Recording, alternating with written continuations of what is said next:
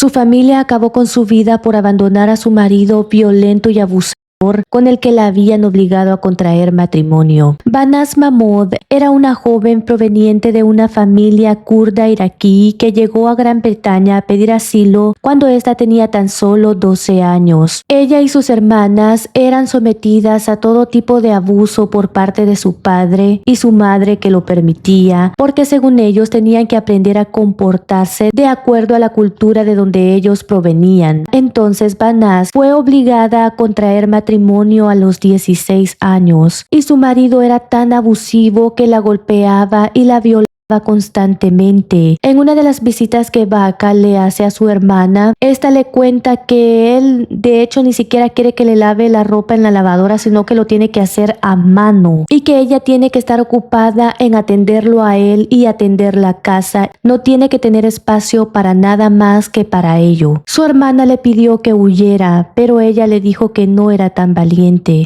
Este hombre le llevaba 12 años a Banaz, quien sin embargo unos meses después sí decidió abandonar a su marido y volver a la casa familiar, en donde por supuesto la recibieron con mucha furia porque decían que los estaba deshonrando. Su padre vivía golpeándola y maltratándola porque decía que se había occidentalizado. No sé qué hacían en Gran Bretaña si no querían que sus hijas se occidentalizaran. El caso es que un buen día Banaz conoció a un kurdo llamado Suleimani. Se enamoraron y tenían un romance. Esto por supuesto sacó del todo de quicio a sus padres porque Suleimani no pertenecía a la tribu a la que ellos pertenecían y además su hija ya estaba casada. Entonces su unión era totalmente impensable, pero ellos se amaban mucho, por lo que llevaron este romance en secreto. Pero para vísperas del año 2006, el padre de Banaz le propinó tal paliza que casi acaba con su vida. De hecho, ese era el propósito, acabar con la vida de su hija para recuperar su honor. Banaz fue a la policía a poner una denuncia de lo que su padre le acababa de hacer, pero la oficial que la atendió le dijo que ella era una dramática extremista y que además le podía interponer un cargo por haber roto la ventana de la casa de sus padres al tratar de huir. No la ayudaron para nada. Esta chica fue otras 4 veces más ante las autoridades denunciando que miembros de la comunidad kurdo-iraquí la perseguían, pero al parecer tampoco esas otras veces fue tomada en serio. Y como Suleimani y ella continuaban viéndose en secreto, el 21 de enero de 2006, 4 hombres secuestraron a Suleimani y le dijeron que lo iban a asesinar si no dejaba de verse con Banaz. Él la llamó para advertirle de lo que había pasado y esta chica fue nuevamente ante las autoridades a interponer la denuncia. Ellos le dijeron que se saliera de esa casa y que buscara refugio en una organización que pudiera ayudarla. Pero esta chica dijo que no había peligro en que ella volviera a su casa porque su madre estaba ahí. Ella tenía esperanzas en su madre. Sin embargo, 3 días más tarde, el 24 de enero de 2006, Banaz Mahmoud, de 20 años, fue secuestrada en su propia casa y en la sala de su propia familia, 2 primos suyos la retuvieron mientras un tercer hombre abusaba de ella y la golpeaba constantemente. Este abuso duró por 2 horas hasta que el hombre finalmente la estranguló con una cuerda de sus botas y Banaz finalmente partió de este mundo. Las autoridades ahora sí hicieron su trabajo y comenzaron la investigación. Arrestaron entonces a Almod Babarik Almod,